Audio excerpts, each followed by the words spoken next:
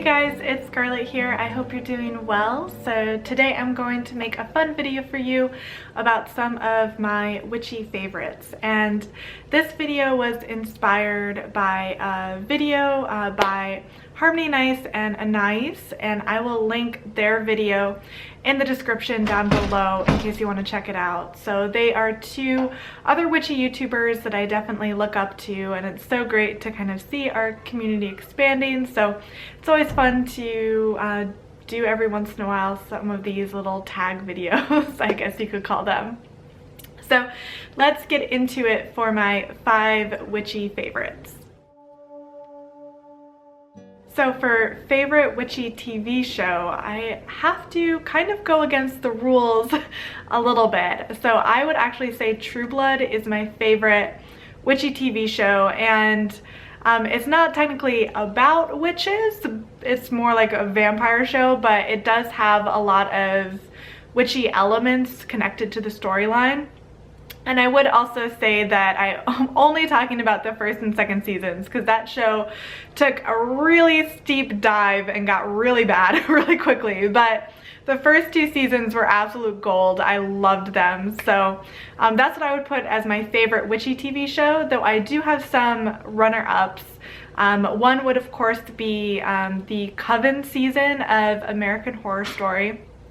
And that season took place in New Orleans, which is one of my favorite places in the entire United States. I visit there as often as I can, and it's definitely a very witchy city. So if you haven't had the chance to visit New Orleans, you definitely have to go and check it out. Some of the other runner-ups would be Buffy the Vampire Slayer. So I got introduced into kind of Wicca and witchcraft, things like that, in the 90s. So I think I definitely have a bit of a soft spot for those 90s pop culture witches. And I think there was kind of this whole movement in the 90s where there was a lot of movies and TV shows and books about witches in the late 90s. And then my last runner-up is of course Charmed, because you can't have a list like this without Charmed on it. So those were some of my favorite witchy TV shows. So next, for my favorite witchy film, I would have to give it to Practical Magic. And that movie inspired me so much when I was a young teen. It came out in, I think, 1998, and it stars Sandra Bullock and Nicole Kidman, and it's shows these kind of 2 witches in this small town in New England, and the home that's featured in this movie would be like my total dream house, and it was just kind of a very inspiring movie for me. I mean, obviously it's not going to be accurate. None of these kind of pop culture TV shows or witchy movies are very accurate to like contemporary witchcraft practice, but it still was really enjoyable, and it started to kind of inspire me to learn more about this spiritual path. And to comment down below if you are a fellow Practical Magic fan, if you see yourself as more of a Jillian or more of a Sally. I would say that I'm definitely somewhere in between, a little bit of both. So I do have a few runner-ups for favorite witchy movie. And I have to, of course, include Harry Potter, because that was a hugely influential part of my youth. I was lucky enough to be kind of the same age as Harry throughout the book series. So like when the first book came out and Harry was 11, I was 11, and when the second book came out I was 12. So it definitely had a large part in defining my youth. And oh my god, my cats are going crazy back there. So definitely Harry Potter, and I think too probably The Craft, which was another 90s witchy movie, and that one definitely is not accurate. It's more of like a horror kind of movie, but it was really fun, and it kind of did do that whole like girl power thing, so that was kind of fun too. And I think also probably some Studio Ghibli films. I'm a big fan. Probably Kiki's Delivery Service is the most kind of witch-centric one that inspired me. Though I would say that Nausicaa actually does have a lot of kind of pagan themes to the story, and Nausicaa is my favorite Studio Ghibli film. So those are some of my runner-ups for my favorite witchy movie, but I definitely want to hear what your favorite is, so be sure to comment down below. So the next question is, what is your top IRL or in real life witch? And this was kind of tough for me because there's a lot of historical figures that were not necessarily witches, but were claimed to be witches and then burned or murdered in some way. So it's almost like you have to separate this question into historical figures that may or may not have been actual witches, and then you can divide it on the other side of, like, you know, real people who self-identified as a witch.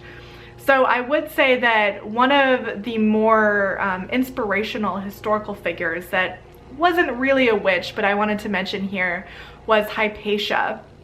And she was a Neoplatonic philosopher and was also the earliest female mathematician. And she lived in Alexandria, Egypt during the late period of the Roman Empire.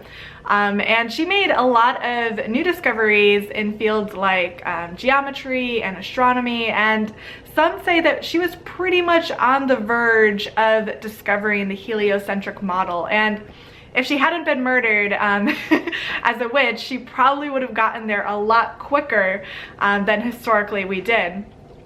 So she was a pagan that lived in a time of a lot of religious conflict. So I am a huge history buff. I'm a huge classics fan. I studied a lot of classical literature in school, as well as some Greek and Roman studies. So this time period is really fascinating to me because you have kind of the advent of Christianity in the late Roman Empire, and there was a lot of tension in Alexandria, Egypt at the time between the pagans who ran these schools of philosophy. Like Hypatia, she had students that she taught, and then you kind of had the wider masses where Christianity was gaining in popularity. So there was conflict and infighting on both sides, and eventually the Christian group within Alexandria did storm the university and captured Hypatia, and they also happened to burn the remaining scrolls from the Library of Alexandria. So the scrolls that survived that initial fire did get burned at that moment, and then they claimed Hypatia was a witch because of her scientific knowledge, as well as the fact that she was an educated woman and a pagan. So they stoned her to death. So a kind of a tough ending, but such a fascinating historical figure, and she's always inspired me. So while she obviously would not have self-identified as a witch, when you think about female pagans that are really inspirational to me, she's definitely on that list. And I do have some runner-ups. Of course, I have Marie Laveau, who also was not necessarily a witch, but more of a voodoo priestess.